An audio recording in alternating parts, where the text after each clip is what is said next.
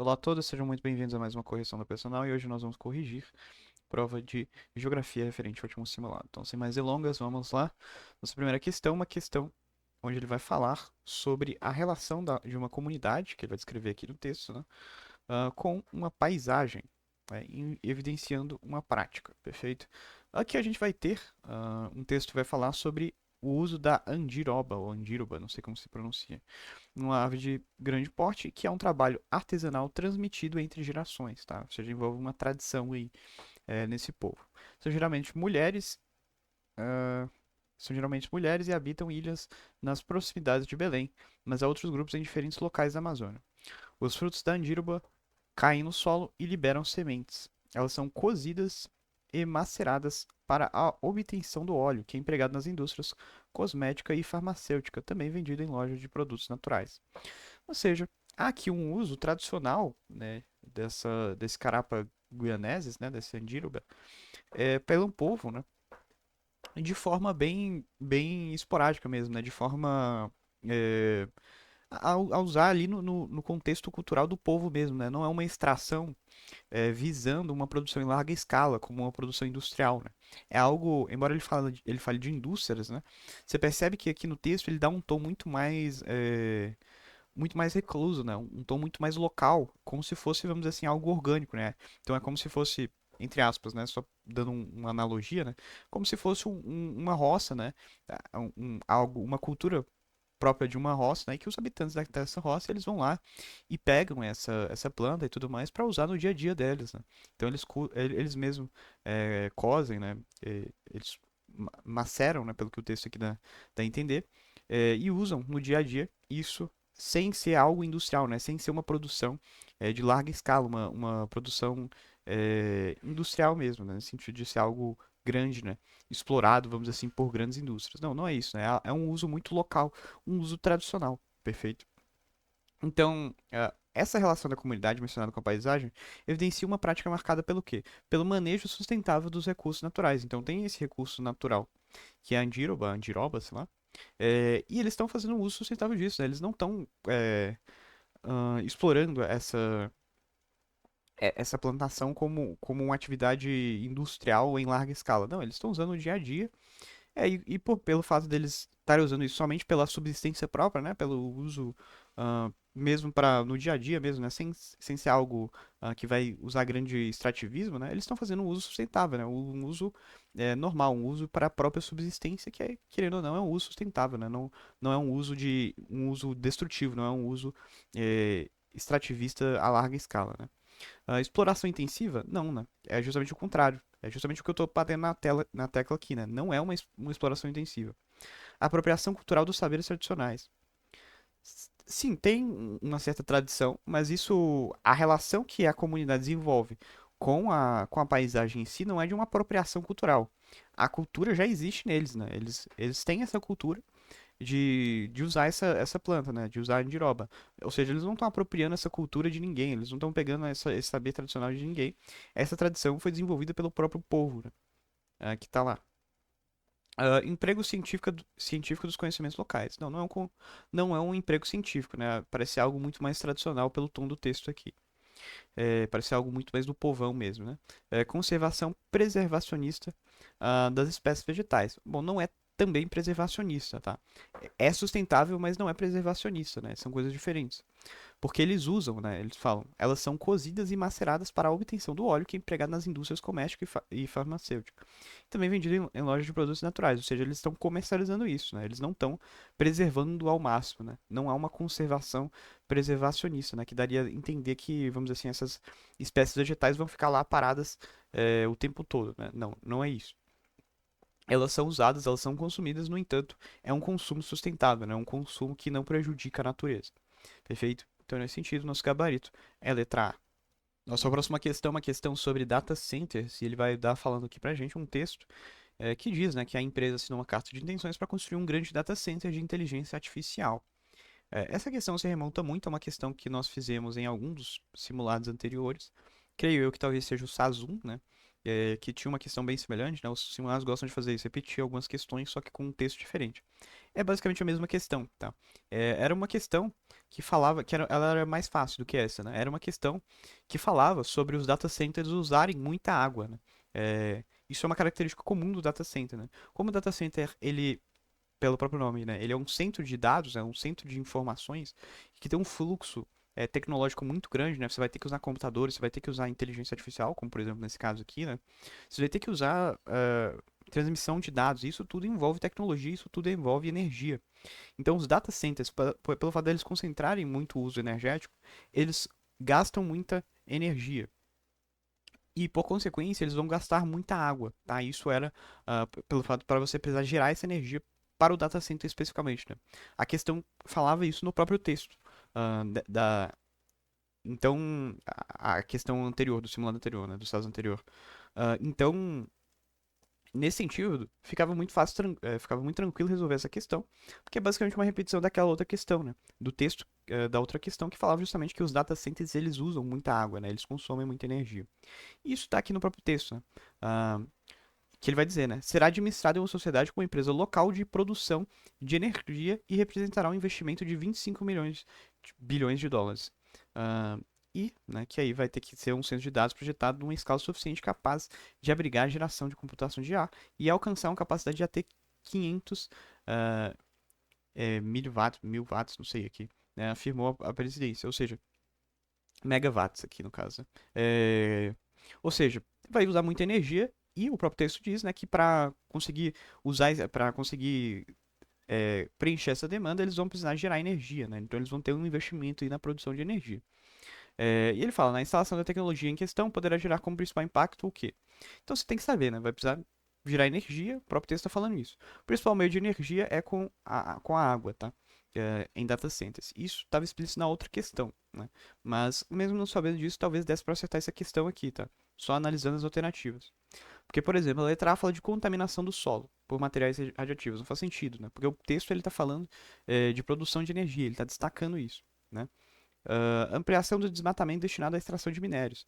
Também não, ele está falando de produção de energia, né? Extração de minérios teria mais a ver com a produção industrial de, sei lá, de computadores, tecnológicas, mas aqui não é o foco nisso, ele está querendo produzir energia. Produção de resíduos sólidos provenientes de produções de processos industriais. Bom, o principal meio de geração desses data centers é utilizando a água, né? São as hidrelétricas. Então não é produção de resíduos sólidos, certo? E também o próprio texto ele dá a entender um aspecto mais energético, né? Aqui ele fala de produção de resíduos sólidos provenientes de processos industriais. Isso aqui fica muito vago, né? Ele não está escancarando que seria uma produção energética, né? Existem alternativas aqui melhores que falam mais profundamente sobre energia, que vai ser a nossa resposta correta, que é a letra D, né? Elevado consumo de água em função da intensa atividade energética. Vocês veem que isso se relaciona perfeitamente com o texto, né? O texto está falando sobre o elevado, a elevada demanda que esse sistema vai precisar, né, de energia.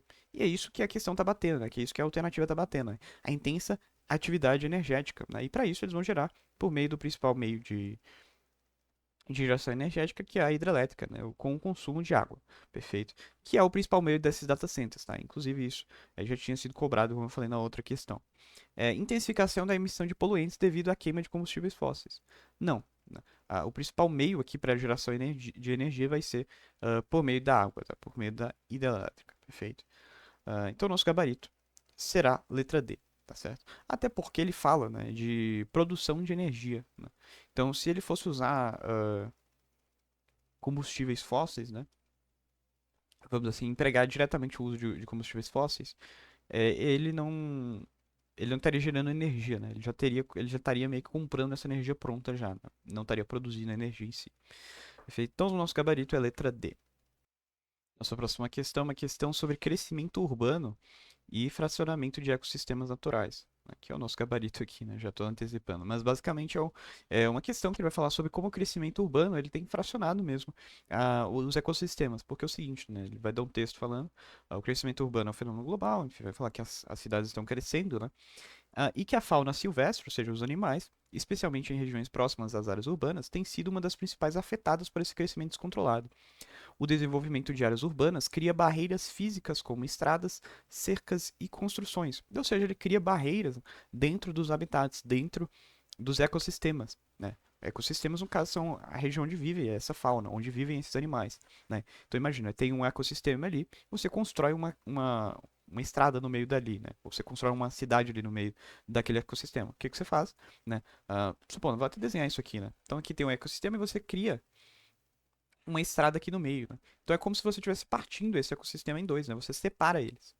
E quando isso acontece, a gente estuda isso inclusive em biologia, o que que acontece é uma especiação alopátrica, tá? Até aqui estou fazendo uma menção é, interdisciplinar, né, com a biologia, porque isso é cobrado em biologia também.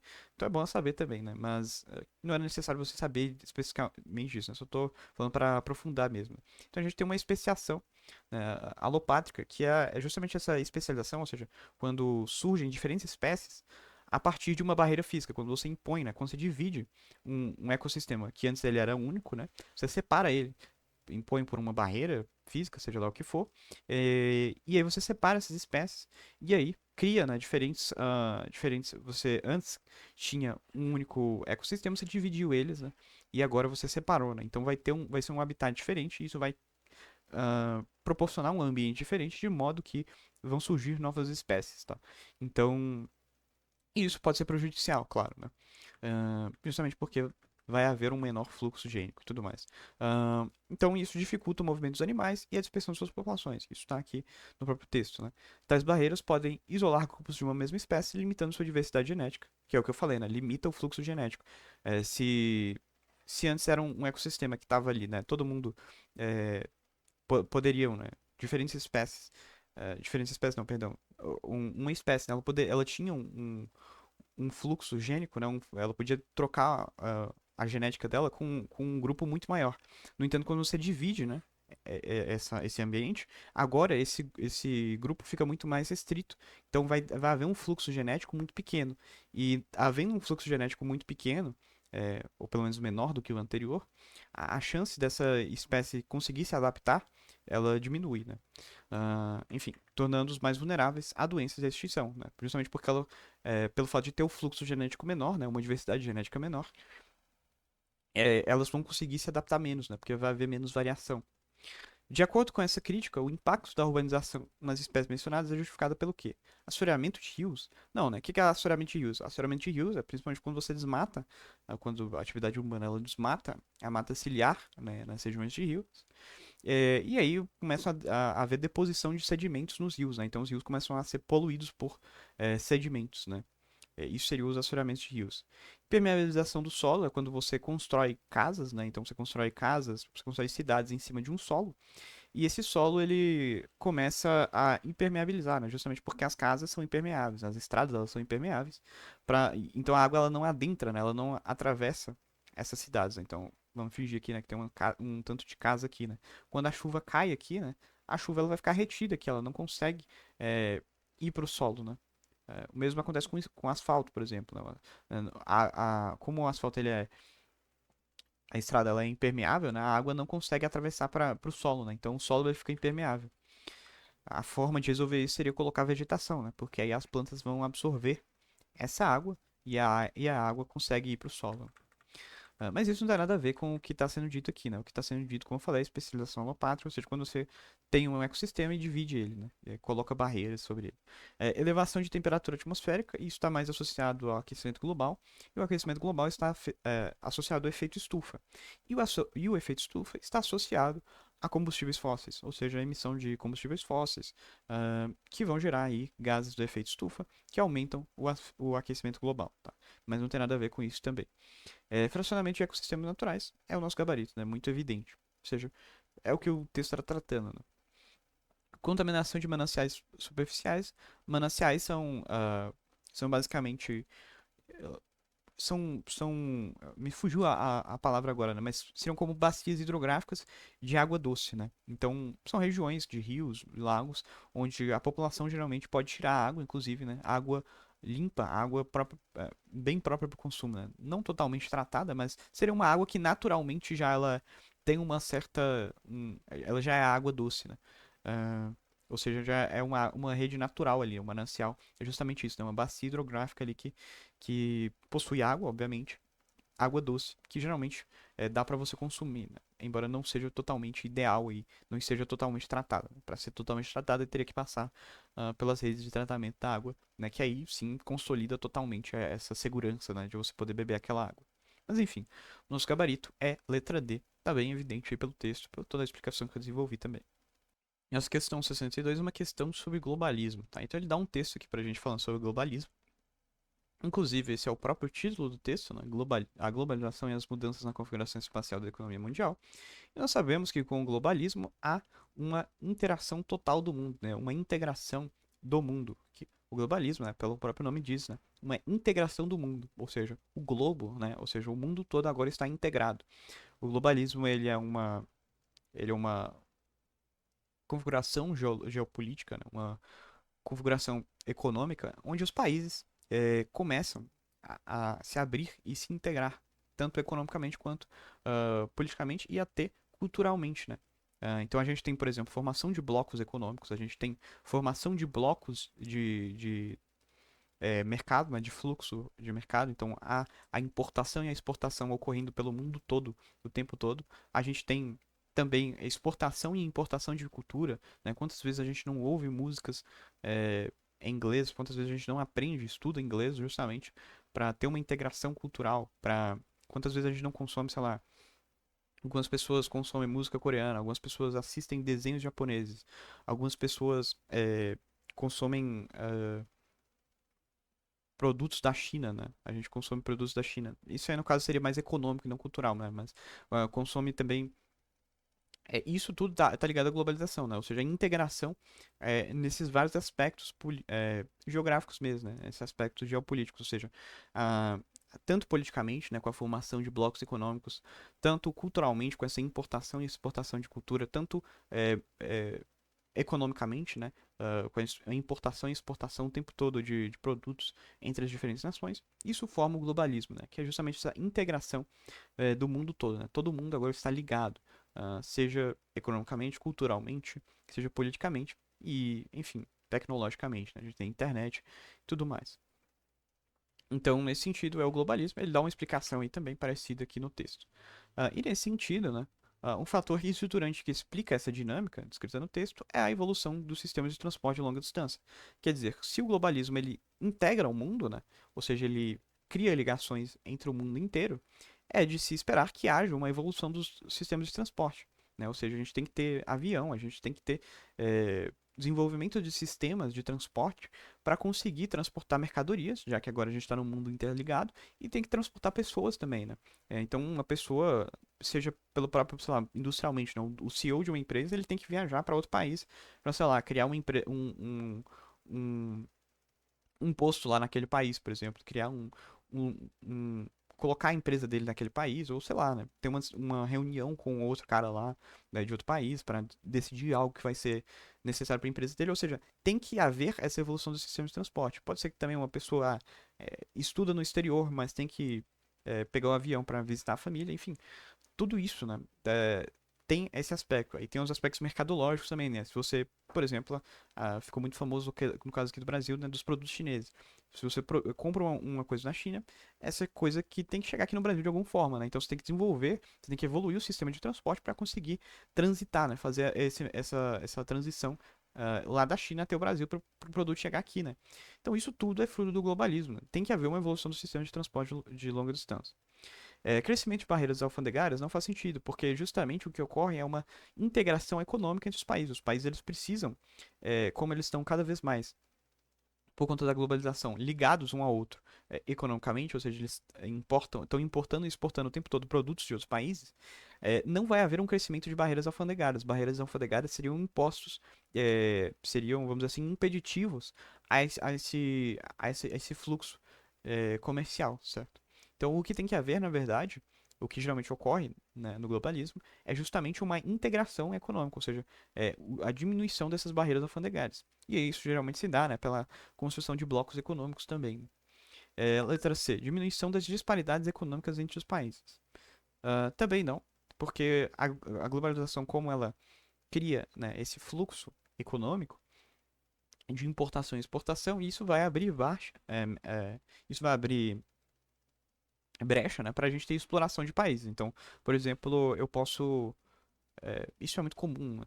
É uma prática muito comum, né? Então, eu tenho uma empresa aqui, mas eu pego, por exemplo, para produzir a matéria-prima, ou eu pego trabalhadores em um país onde a mão de obra é mais barata, porque assim eu consigo economizar dinheiro.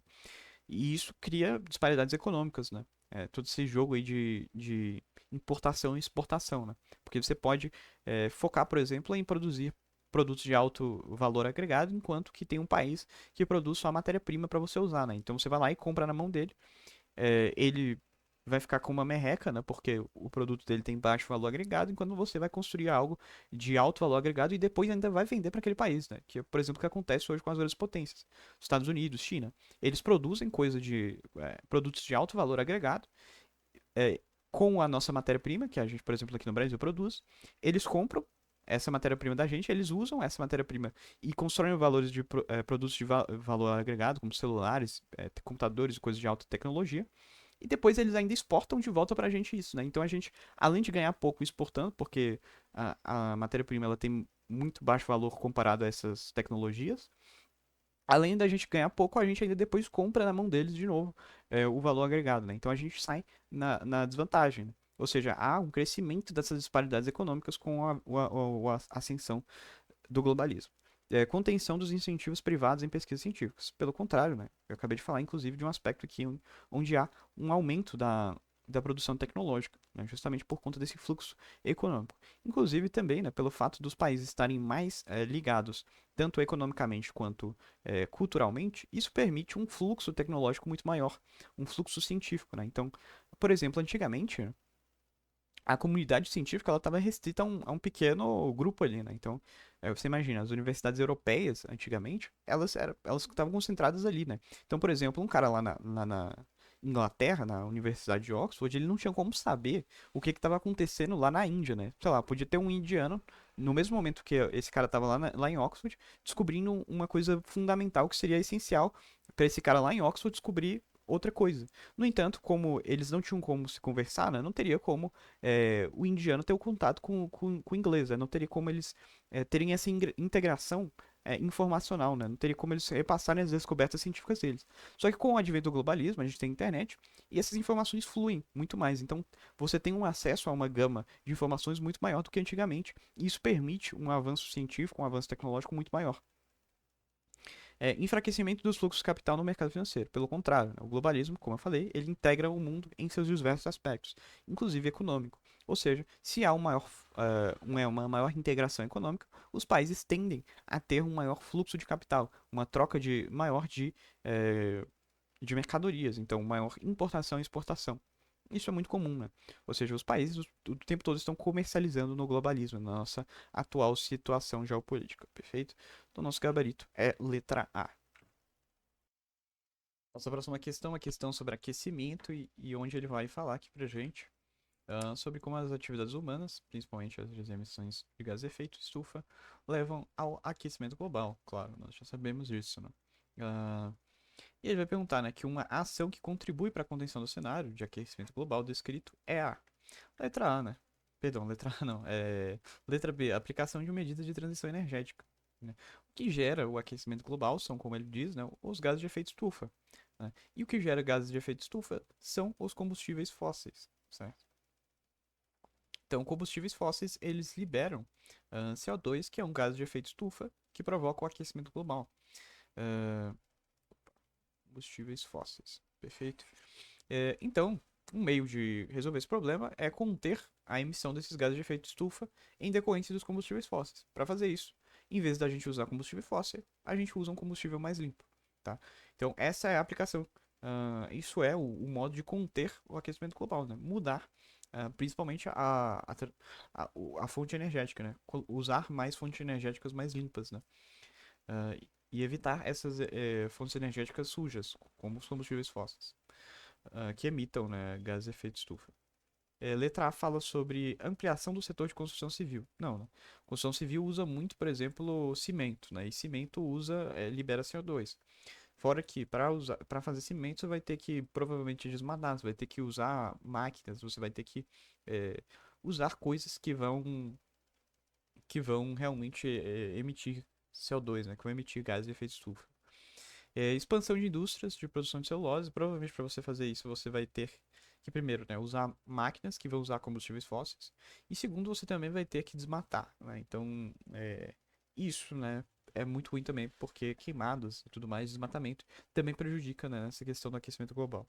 Comercialização de matérias à base de poliéster. Poliéster é feita à base de petróleo e petróleo é cheíssimo, né, de combustíveis fósseis, né? O petróleo ele é de origem fóssil, né? Intensificação da mecanização da produção agrícola. Máquinas geralmente usam energia com base em combustíveis fósseis e também, portanto, vão prejudicar o planeta aí com essa questão do aquecimento global. Então, o único meio de conter aqui entre as alternativas é realmente usando a transição energética, né? Em vez de usar combustíveis fósseis, usar combustíveis limpos, né? Que não emitam CO2 ou gases de efeito estufa. Nossa próxima questão é uma questão sobre a União Europeia negociando com os Estados Unidos. E vai dizer o seguinte, né, que o presidente francês diz que a União Europeia não foi temida o suficiente nas negociações comerciais com os Estados Unidos, o que levou a um acordo que muitos criticaram como desequilibrado. Né? Ou seja, um acordo que favoreceu mais aos Estados Unidos do que propriamente a União Europeia. A União Europeia concordou em aceitar uma tarifa de 15% sobre a maioria de suas exportações, ou seja, algo ruim, né, para os Estados Unidos, enquanto a tarifa média do bloco sobre os produtos americanos deve cair para abaixo de 1%. Ou seja, você vê que é totalmente desproporcional, né? Os Estados Unidos estão levando muito mais vantagem nesse acordo aqui. Uma coisa que eu queria ressaltar, né, que vai ajudar a gente a responder, porque está meio implícito a resposta aqui, né, que ele diz, né, o presidente francês disse que a União Europeia não foi temida, né. Isso aqui se liga diretamente com a letra A, né? Porque o comando vai perguntar pra gente. As perspectivas das lideranças das negociações tratadas no texto evidenciam um cenário europeu marcado pelo quê? Pelo enfraquecimento do protagonismo geopolítico global, né? Ou seja, pelo protagonismo, né, geopolítico da, da própria União Europeia. Quer dizer, a União Europeia não está sendo mais temida, né? Ela perdeu esse posto de protagonismo geopolítico que ela havia antes, né? Então a Europa por muito tempo ela foi o principal dominante, ela foi o principal bloco que dominava, né? Que tinha ah, o poder, né? O controle econômico, o poder geopolítico como um todo, né? Então há um enfraquecimento do protagonismo geopolítico global, ou seja, há uma há uma ruptura aí, né, com essa hegemonia europeia que vem se dando, por exemplo, com a ascensão dos Estados Unidos e agora com a China, né? Então a União Europeia ela perde esse prestígio, né? Ela já não é mais temida e ela tem que conceder agora pontos, por exemplo, para os Estados Unidos, né? O chefe do bloco admitiu que esse foi o melhor acordo que poderíamos concluir sob circunstâncias muito difíceis. Então há um enfraquecimento do protagonismo geopolítico global.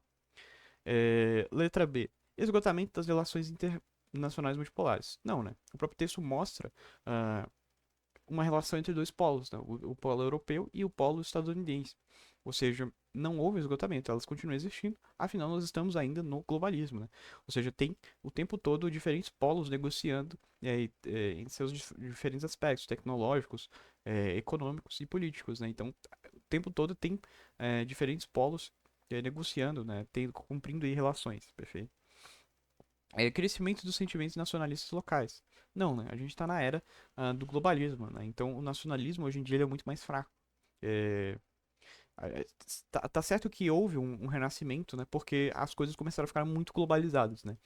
Então, pelo fato do globalismo, né, ter integrado muito os vários países, o que aconteceu é que houve uma internacionalização, né? Todo mundo começou o sentimento nacionalista começou a decair, né? Justamente por conta dessa integração exacerbada por conta do globalismo. Então, o que acontece agora, né, é como que um processo de reação, né? Então, agora, né, no cenário atual, está havendo em reação a esse internacionalismo, né, promovido pelo globalismo, o que está acontecendo agora é o movimento de reação nisso, né? Então, está crescendo agora movimentos mais nacionalistas. Mas a questão é que o globalismo ainda, né, ele proporciona o crescimento muito mais de um sentimento internacionalista do que nacionalista, tá? Embora, como eu falei, seja de fato ocorrendo um crescimento aí, de alguns grupos nacionalistas ao redor dos vários países do globo, tá? Mas enfim, isso é só um detalhe que eu tô falando, né? Isso não se aplica aqui à questão. Rompimento diplomático regional. Não, não é regional, inclusive ele é internacional, né, entre a União Europeia e os Estados Unidos, e não houve um rompimento diplomático, né? Houve uma negociação diplomática. Isolamento mercantil continental também não. Afinal, eles estão negociando justamente um fluxo econômico entre dois blocos econômicos, né? Os Estados Unidos e a União Europeia. Então não é continental, né? São dois continentes diferentes. Os Estados Unidos da América e a União da Europa, né? A União Europeia. Ou seja, são continentes diferentes. Portanto, só sobra para a gente realmente a letra A como gabarito, perfeito? Na questão 66, a gente vai falar sobre o Estatuto da Terra e a Constituição Federal de 1988 em relação à reforma agrária, certo? Então, a Constituição Federal de 1988, ela deu um principal aspecto em relação à reforma agrária, é que ela definiu a questão da produtividade, da função social da propriedade. Opa, função social da propriedade, certo? O que aconteceu é que a Constituição delimitou, com o Estatuto da Terra, que terras, né, territórios, terras que não cumprissem a sua função social de ter produtividade, de respeitar relações trabalhistas, enfim. O próprio texto fala disso aqui, né? Buscando favorecer o bem-estar dos proprietários e dos profissionais que trabalham na terra, ter produtividade satisfatória, conservar os recursos naturais e oferecer justas relações de trabalho. Esses são os aspectos principais da função social da terra. Quer dizer, se a terra não estiver cumprindo essas funções, ela pode ser apropriada, tá? A fins da reforma agrária, né? Para evitar concentração de terras improdutivas, né? Ou seja, é uma forma aí de barrar a concentração de terras improdutivas e ao mesmo tempo você promove a reforma agrária, né? Você dá a terra para outras pessoas. De acordo com o texto, o estatuto citado foi uma conquista do movimento camponês ao reforçar a posse dos grandes latifúndios, errado, né? Justamente o contrário. Ele tira essa concentração da terra improdutiva. Restringir a organização sindical, não fala nada sobre organização sindical, ele versa sobre terra, né, e não sobre organização sindical. Liberar, inclusive fala, né, que tem que ter uma justa relação de trabalho. É, então isso já é o ponto. Né? Se liberar a compra de terras por estrangeiros, não tem nada a ver. Você pode ler o texto aí, não tem nada a ver realmente. De priorizar a ajuda estatal à exportação agrícola. Também não tem nada a ver, tá? A gente está falando de terra e não sobre produção ou exportação agrícola. E letra E, estabelecer a função social da propriedade rural. Exatamente, né? Ou seja, esse é um dos principais pontos que vocês têm que sempre lembrar da Constituição de 88. Ela versa principalmente sobre o aspecto aí da função social da terra, né? A terra ela tem que cumprir a função social, senão ela é, vai passar uma série de problemas aí. Pode ser levado, inclusive, a perder, né? O dono ele pode perder aquela terra, ser apropriada por outros grupos sociais, ok? Então, nesse sentido, nosso gabarito é a letra E, né? Então, sempre que falarem de Constituição Federal em relação à reforma agrária, lembrem sempre disso, né? Função social da propriedade rural. E lembrem, né? Também as principais características da função social são essas que estão sendo escritas no texto. Tem que ter produtividade satisfatória, né? Então, ou seja, não pode ser uma terra que não tem nada lá, então, sei lá, eu comprei um lote lá e deixei ele lá parado sem fazer nada. É, tem que favorecer o bem-estar dos proprietários e dos profissionais, ou seja, tem que ter relações justas de trabalho e tem que conservar os recursos naturais, ou seja, você não pode violar os estatutos aí do meio ambiente, né, na sua produção. Perfeito? Então, isso, né, são as condições, por exemplo, para você cumprir uma função social com um território, né? Caso você não cumpra isso, você vai sofrer uma série de problemas aí, inclusive podendo perder a terra. Né? Então, é nesse sentido aí que o estatuto foi uma conquista do movimento camponês, né? Justamente, ele estabelece essa função social da propriedade rural, o que favorece, né, o cidadão, né? Porque favorece, por exemplo, as relações trabalhistas, inclusive grupos que buscam terras, né? Os movimentos aí sem terra. Então, o nosso gabarito é letra E. A questão 66 é uma questão sobre a matriz energética eólica. Ele vai falar que o Brasil tem uma alta capacidade de produção de energia eólica. Ele vai falar que só a região Nordeste, principalmente na parte litorânea e costeira, é responsável por 90% da produção nacional. Por quê? Por que que essa região é específica? Justamente porque lá tem altos índices eólicos, né? Ou seja, altos índices de vento, né? Da ação do vento mesmo, que possibilita essa produção da energia por meio do vento, né? Por meio da ação do ar, por parques eólicos, né? Como ele propriamente fala aqui. Então, no contexto apresentado, o principal fator que justifica o destaque da matriz energética mencionada na região está relacionado ao quê? Está a região relacionada à condição climática favorável, né? Ou seja, pelo fato do Brasil, principalmente nessa região do Nordeste que ele está citando, ser uma região litorânea e costeira, é uma região que tem um clima muito agradável à ação do vento, a você construir parques eólicos, porque lá é uma região que venta muito. Então você consegue construir grandes sítios de energia eólica lá, certo? Então está principalmente associado a essa questão climática favorável. Presença de investimentos estrangeiros não é o principal aspecto, tá? Até porque a gente tem diversos países que podem ter investimentos de diversas origens e, no entanto, eles não têm a produção eólica que o Brasil tem. Por quê? Porque nesses países não tem o clima favorável quanto no Brasil, certo? Ou seja, o principal aspecto, o aspecto essencial, é a condição climática e não a presença desses investimentos. Porque a gente tem países muito mais ricos que o Brasil e que não produzem energia eólica tanto quanto o Brasil, né? Então, o aspecto essencial é a condição climática, tá? Isso vai dar em todos os aspectos, né? Reservas minerais abundantes não faz sentido, porque a gente está falando de vento, a gente está falando de energia eólica. Políticas de subsídio agrícola também não. A gente não está falando de agricultura, a gente está falando de produção eólica, ou seja, parte do vento, né, do ar.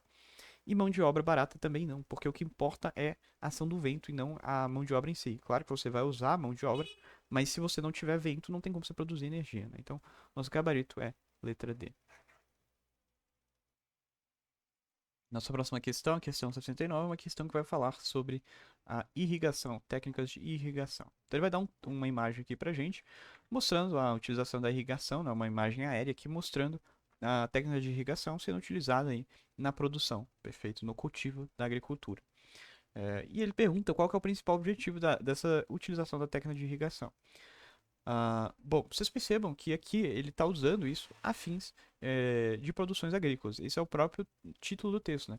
Pivôs centrais em produções agrícolas. Que a gente sabe que produção agrícola no Brasil é feito para exportação, para comércio, né? Ninguém faz esse tanto de produção agrícola aqui para a própria subsistência, né? Óbvio que o cara não está plantando isso aí para ele usar, né? Não tem como ele sozinho usar esse tanto de agricultura aí. Então, é, ele está produzindo isso, obviamente, para comercializar, né? Para participar do mercado agrícola, né? Para vender. Ou seja, ele está fazendo isso com fins de produção de larga escala industrial, ou seja, de aspecto e para vender mesmo.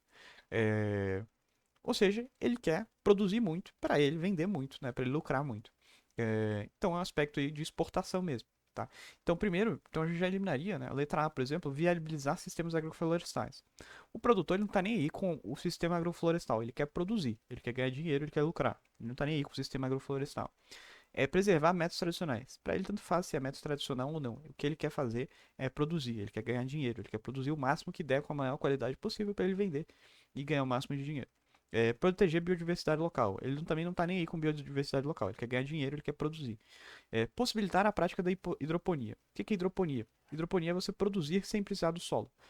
Você produzir é uma técnica aqui, eu até coloquei uma imagem para ilustrar, né? Em que você coloca a planta meio que nesse tanque aqui, né? Que tem a água, que fica a água por baixo. Então a planta ela não cresce propriamente no solo, né? Ela cresce suspensa nessa água aqui, né? Nesse grande tanque de água. Né? Então você vê que não tem o solo propriamente, né? É só a água mesmo. Mas você percebe que não é o caso aqui da nossa imagem, tá? Na nossa imagem a gente está vendo claramente que isso aqui é terra, tanto é que tem aqui algumas partes aqui onde é claramente visível o solo, né? Claramente visível a terra. Então não faz sentido falar de hidroponia também. E portanto sobra pra gente a letra E, que é o nosso gabarito, elevar o volume de produção. Né? Todos nós sabemos, a planta ela precisa de água. Então, se você tem técnicas de irrigação, você consegue fornecer água para essa planta. Se você consegue fornecer água para essa planta, ela vai ter uma produtividade maior. E se ela tem uma produtividade maior, você consegue vender, você consegue produzir mais água. Mais água não, perdão, mais plantas. Você consegue vender mais plantas, você consegue lucrar mais, que é o que o produtor ele quer, né? Então, o objetivo é justamente esse, né? Aumentar a produção com fins de exportação, né? O produtor ele quer ter o volume máximo aí de produção justamente para ele poder vender mais, para ele poder lucrar mais, ok? Então nosso gabarito é letra E. Nossa próxima questão é uma questão onde ele vai dar um gráfico aqui pra gente, um mapa, né? Gráfico, onde a gente tem aqui o comando perguntando pra gente, na América do Sul, o fenômeno destacado no mapa é resultado daqui. Principalmente aqui na América do Sul, a gente tem a Colômbia, certo? Mas se você reparar no gráfico, ele tem outras regiões aqui. Qual a principal característica? É que ele está destacando, né, o deslocamento, né? Você vê aqui na legenda, deslocamentos internos. E você percebe que os países que têm mais deslocamento são a Síria, o Iraque, Sudão, Sudão do Sul, Colômbia, Nigéria, Iêmen, Somália, República Democrática do Congo, Afeganistão, Paquistão, Índia, Azerbaijão, Ucrânia, Turquia. Ou seja, olha o tanto de países. E qual que é a coincidência entre todos esses países? É que todos eles estão em guerras, eles estão com problemas aí, de conflitos armados, ou seja, guerra, ah, ou alguma crise política muito, muito grave que está envolvendo guerra mesmo, né? Então, são todos países, você vê, que são países que estão em guerra, né? Que constantemente estão com conflitos aí de guerra, né? Então, é uma característica muito comum, né? Inclusive tem a guerra na Ucrânia e tudo mais, tem a questão toda do Afeganistão, do Paquistão, enfim.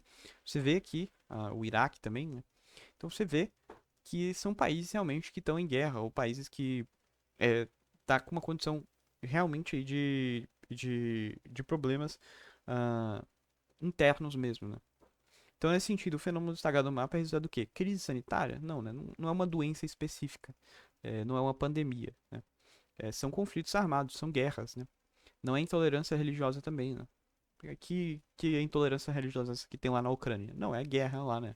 É, que intolerância religiosa que tem essa na Colômbia, que ela tá tão grande? Não, não tem essa intolerância lá. O que tá ocorrendo é guerra lá, né? Isso aqui no caso no contexto de 2015, né? Eventos climáticos extremos. Também não, né? Não tá acontecendo, sei lá, um passando um furacão lá e também lá não tá tão quente assim ao ponto de tanta pessoa se deslocar lá, né? Expansão urbana desordenada. Também não, né? O principal aspecto de conflitos armados. Então, guerras internas, guerras civis, conflitos civis, né, políticos, e essas guerras também que envolvem vários países, né? Que a gente está tendo, inclusive, até hoje, essa questão aí da Ucrânia, por exemplo, né? Então, você percebe claramente analisando o gráfico que são zonas de guerra, né? São zonas de conflitos internos, de conflitos civis, ok? Que envolve aí conflitos armados, perfeito? Então, nosso gabarito é letra B, é com certeza a resposta mais satisfatória aqui. A próxima questão é uma questão sobre a China e países da América Latina. Então, ele vai dizer que há uma relação dependente e harmoniosa cada vez mais importante entre a América Latina e a China, e a China foi o extraordinário crescimento econômico chinês e a diferença no nível de desenvolvimento científico e tecnológico favoravelmente à China. Ou seja, né, há uma relação entre a América Latina e a China, né? No entanto, percebe-se que especificamente só a China nessa relação tem crescido economicamente e tecnologicamente, certo? Ou seja, enquanto que os países latinos eles estagnam tecnologicamente, a China tem um crescimento muito grande de economia, né? Econômico e tecnológico, a ponto de ser hoje é, o maior rival dos Estados Unidos, né? Disputando aí o cargo, vamos dizer assim, de líder no mundo, né? De principal polo no mundo, certo? E aí ele vai falar, né, que esse fator transformou em um país cada vez mais relevante em as relações econômicas internacionais de exportação e importação e para as ofertas de investimento. Graças a essa diferença nos níveis de desenvolvimento científico e tecnológico no setor industrial, o avanço das exportações primárias latino-americanas à China incidiu com o aumento das exportações industriais chinesas à América Latina, né? Ou seja, enquanto que os países da América Latina eles exportam matéria-prima, né? Então eles exportam matéria-prima. O que que acontece é que a China, em vez de importar em vez de importar, é, de exportar matéria-prima, o que que a China faz? Ela produz alta tecnologia, ela produz produtos de alto valor agregado, né? Produtos tecnológicos. Vou colocar aqui produtos, só uma setinha para cima, né? De alto valor agregado, né? Ou seja, ela produz cientificamente, ela produz tecnologicamente, ela produz muita coisa no setor industrial que tem muito valor agregado, né? Não à toa ficou conhecido aí o Made in China, né? Made in China, que basicamente os produtos chineses, né? Ou seja, a China ela tem uma alta produção tecnológica e uma produção tecnológica de alto valor agregado, certo? Enquanto que, por exemplo, os países da América Latina são especialistas só em exportar matéria-prima que tem um baixo valor agregado, tá certo? Então, nesse sentido, a China saiu bem à frente. E aí, de acordo com o texto, a atual política econômica do país citado, ou seja, da China, né, diferencia-se da adotada pelas nações latinas ao investir no quê? Na diferença, né, entre aquilo que eles investem. Enquanto que os países da América Latina investem em matéria-prima, a China está investindo em produtos de alto valor agregado, né, certo? Então essa é a grande diferença, né, que está exposta aqui no próprio texto, né? Quer dizer, a China tem uma diferença de desenvolvimento científico e tecnológico muito maior. Lá o pessoal, a produção do país é basicamente voltada para isso, né? Enquanto que aqui a gente tem uma produção voltada mais à matéria-prima, ok? Letra B, redução da participação estatal, falso, né? Provavelmente a participação estatal na China é muito maior do que na América Latina, é, ao menos socialmente, isso é verdade, porque nós sabemos que o país, que socialmente a China tem uma intervenção estatal muito forte, embora economicamente não seja tão forte assim, mas ao menos socialmente há uma participação estatal bem grande lá na China, né? Muito maior do que a gente vê aqui nos países ocidentais. Priorização de atividades agroextrativistas, falso, né? Pelo contrário, a China ela produz tecnologia, ela produz produtos de alto valor agregado, né? Atividades agroextrativistas são produtos de baixo valor. Unilateral, unilateralidade, unilateralidade das negociações comerciais. Falso, né? Uh, Ainda há um ganho, né? Embora o maior ganho fique para a China, né? Ou seja, acontece uma negociação entre os dois lados, mas é claro que a China ela sai ganhando. No entanto, não é como se a América Latina fosse totalmente prejudicial, né? Como vamos dizer assim, só houvesse coisas boas para a China. Não, a América Latina ela também ganha alguma coisa nisso. Só que a questão é que o ganho da China é muito maior do que o da América Latina fazendo isso, né? Principalmente a longo prazo, porque a China ela vai cada vez mais enriquecendo e os países da América Latina vão ficando para trás, né? Então não é uma unilateralidade. É, a questão é que pro lado da China, né? Tem um benefício muito maior, né? Mas não é como se só um dos lados saísse ganhando. A América Latina ela também ganha, né? Até porque senão ela não faria esse pacto aí com a China, né? Essa relação aí, certo? Descontinuidade das transações dolarizadas, não, né? O texto nem fala sobre moeda, sobre dólar, nem nada disso. A gente está principalmente falando aqui sobre relação de indústria mesmo, né? De economia no sentido de como aquilo que eu produzo afeta o desenvolvimento da minha economia, né? E não sobre a minha moeda especificamente. Ok? Então, nosso gabarito é letra A. Nossa próxima questão é uma questão sobre o uso da inteligência artificial na China. Então, ele dá um texto para a gente falando sobre o fato da China estar apostando alto na inteligência artificial para criar cidades mais eficientes e vigiadas também, né, mais seguras. Por quê, né? Ele vai dar o exemplo aqui dessa cidade chinesa, em que as câmeras inteligentes por vários semáforos ao longo da cidade, né, elas controlam o trânsito. Então elas identificam placas, modelos de veículos e até rostos, né? E elas reúnem essa informação no único sistema de inteligência que vai detectar que quando eles detectam esses congestionamentos no trânsito e tal, né? Eles vão mudando os sinais automaticamente para, vamos dizer assim, tornar o trânsito mais eficiente e mais seguro possível. Aí ele vai falar, né? O resultado, uma cidade que antes enfrentava caos no tráfego, agora flui com precisão, né? Porque em vez de, vamos dizer assim, ter que o sinal, né, ficar fechado, mesmo quando não tem ninguém passando do outro lado, né? Sei lá, tipo, imagina você tá 3 horas da manhã, né, andando de carro. No outro lado da rua, não vai atravessar nenhum carro, porque não tem ninguém lá. No entanto, você vai ter que mesmo assim continuar esperando o carro. Você vai ter que continuar esperando, né, o sinal fechar ou abrir, dependendo da localidade, né? Alguns locais vão ter, de fato, o sinal amarelo, né, de madrugada. No entanto, alguns ainda continuam fechados. Né? Aí você imagina, se o carro, né, ele pudesse, se aquele sinal ele tivesse um sensor inteligente, né, que detectasse, vamos dizer assim, unificasse todas as informações da cidade para ver como que tá o trânsito, né, para ver se você pode passar ali, você seria muito mais eficiente, né? Porque o sinal ele abriria e você saberia que você pode passar tranquilamente, que não vai ter nenhum outro carro lá do outro lado, né? Então isso é só um exemplo, né? Mas então é um sistema inteligente basicamente que vai mudando o sinal automaticamente, né? Conforme o trânsito para tornar a coisa mais eficiente possível, né? do tráfego na cidade o mais seguro e o possível. E mais rápido possível, né? Uma cidade que antes enfrentava caos. Ah, sim, isso aí já li. Essa tecnologia é parte de um sistema chamado de cérebro da cidade, que monitora desde o metrô até hospitais, né? E aí tem um monitoramento também por inteligência artificial, né? Que detecta rostos e tal. É, para evitar. E, inclusive, ajuda demais, né? Detectar assaltantes e tudo mais, para pegar e meio como fosse uma vigilância, uma fiscalização constante e que ajuda demais a pegar os, os assaltos, né? Porque você imagina, se tiver inteligência, uma câmera com inteligência artificial, basicamente ela consegue identificar uma pessoa e aí quando ela vê como são câmeras ao longo de toda a cidade, ela consegue ver de novo aquela pessoa passando em outro canto, né? Ela sabe exatamente para onde aquela pessoa foi, quem que ela era, né? Então fica muito mais fácil fiscalizar, né? Fica muito mais fácil aumentar a segurança aí nesse sentido. O investimento tecnológico tratado no texto contribui para ampliar o quê? A privacidade? Bom, privacidade de fato não é, né? Porque a gente tem câmeras o tempo todo lá vigiando o tempo todo, então não é privacidade. Centralização da gestão urbana. Exatamente, né? Por quê?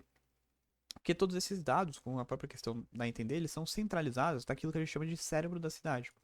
Que é como se, vamos dizer assim, o cérebro mesmo, né? Do mesmo modo como a gente tem um cérebro que unifica e que centraliza, vamos dizer assim, a gestão do nosso corpo, né?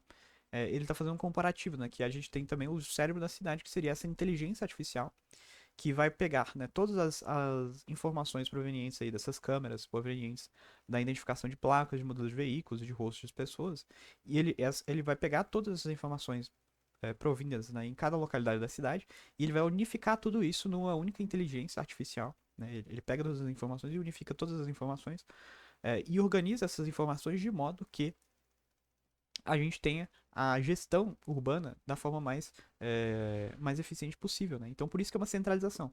Você está pegando informações, né, de diferentes pontos das cidades, diferentes localidades das cidades, e está unificando elas numa única inteligência artificial que vai interpretar todos esses dados e vai gerir esses dados de forma mais eficiente possível, né, de forma a promover a segurança e a eficiência no trânsito. Tá? Então, autonomia nas instâncias regionais? Não trata-se de autonomia, né?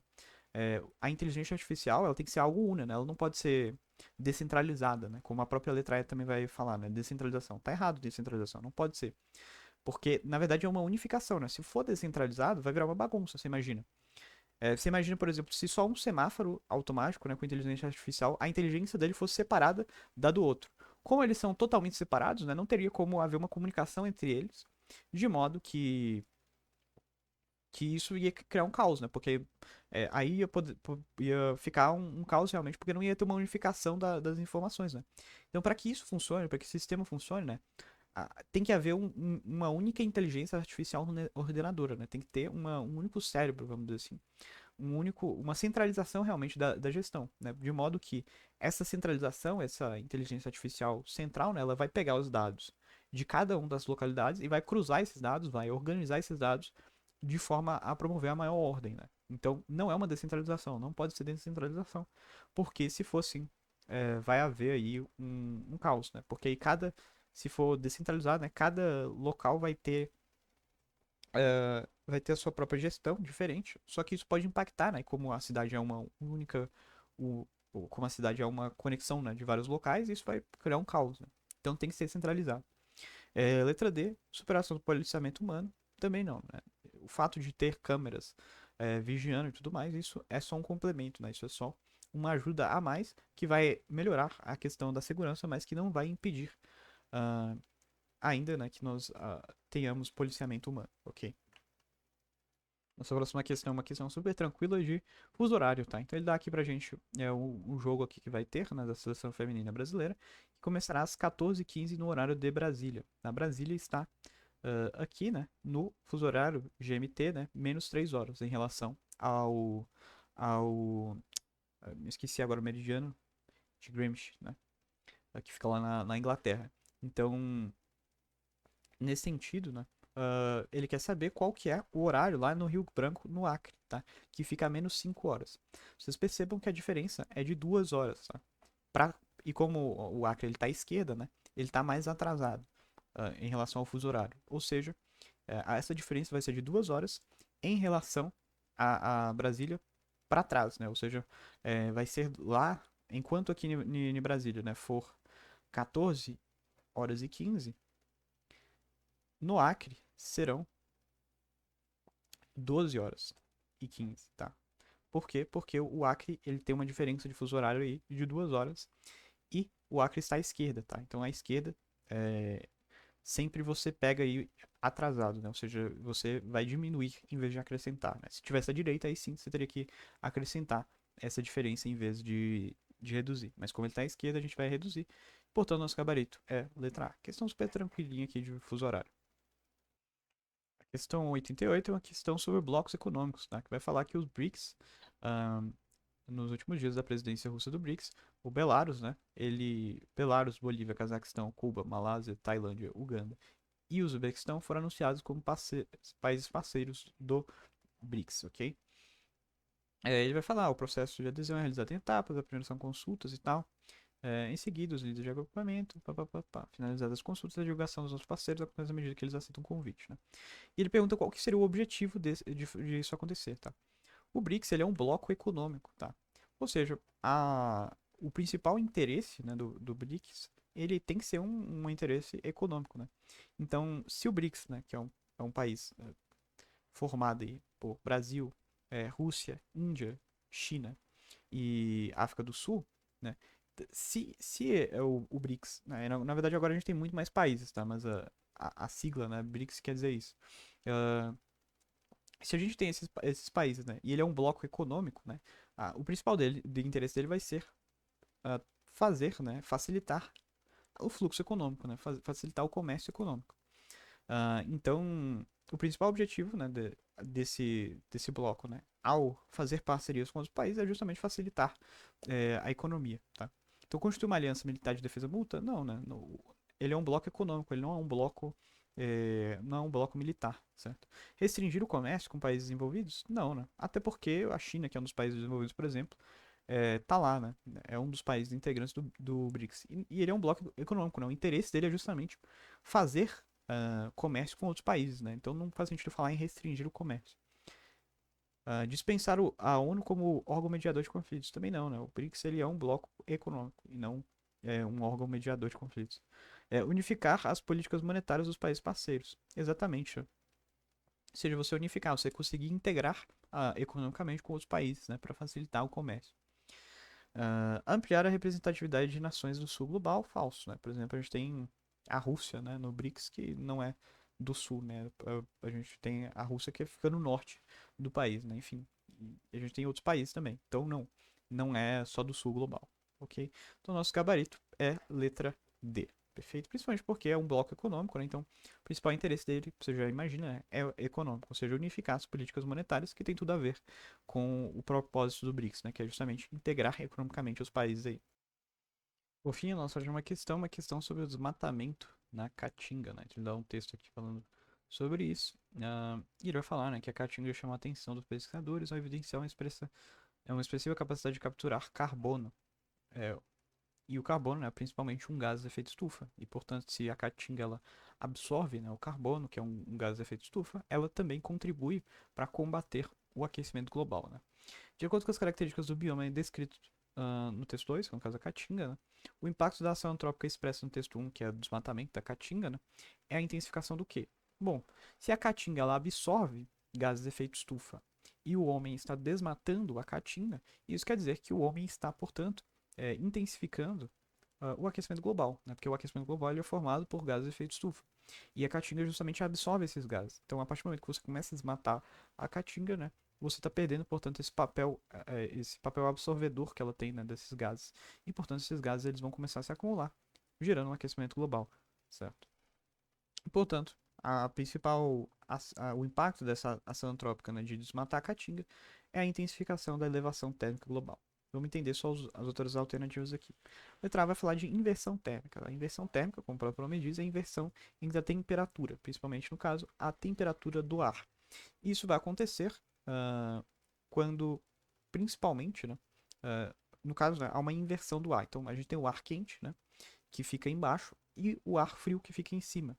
No entanto, com a inversão térmica, e aí, geralmente por conta de gases poluentes, né, o que acontece é que há uma inversão. Então, o ar quente ele fica prendendo, vamos dizer assim, o ar frio aqui embaixo, né?